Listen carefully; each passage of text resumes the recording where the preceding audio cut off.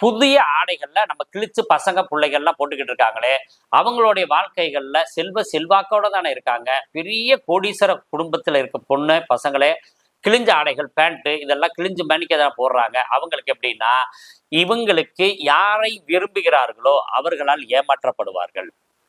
அதுதான் ரொம்ப முக்கியம். கிழிஞ்சிருச்சுனாவே அது பெரிய பாதிப்பை தரும். ராகுவாக மாறிடும். அல்லது போகத்தை நோக்கி பயணப்பட்டு கொண்டிருக்கிறார்கள் என்று கூற வேண்டும். அப்படின்னா சேராத இளந்தண்ணிலே சேருவார்கள். சேரக்கூடாத நபர்களோடு சேருவார்கள். அதுதான் இதுல முக்கியமா பயன்படுத்த வேண்டியது.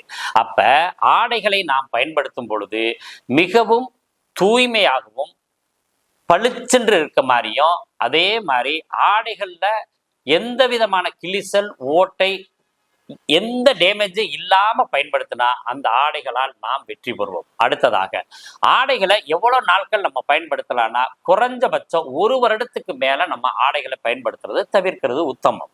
அதே மாதிரி ஆண்கள் சர்ட் போடுவாங்க. எப்ப அந்த ஆடைகளை அப்புறப்படுத்தணும் அப்படின்னு பாத்தீங்கன்னா, அந்த காலர் அயன் பண்ணி கலர் மாறும். அந்த கலர் மாறினோடனேயே நீங்க அந்த ஆடைகளை விட்டு விட வேண்டும். ஏன்னா இந்த இடம் புதன். அதனால இந்த புதனோட விஷயங்கள் கெட்டுவிட்டது அப்படின்னு அர்த்தம். அப்ப நம்ம பேச்சு தடுமாற ஆரம்பிக்கும். நாம ஒரு செயல்களை சிந்திக்கும் போது அதுல ஒரு நுட்பம் இல்லாத தன்மைகளை ஏற்படுத்தும்.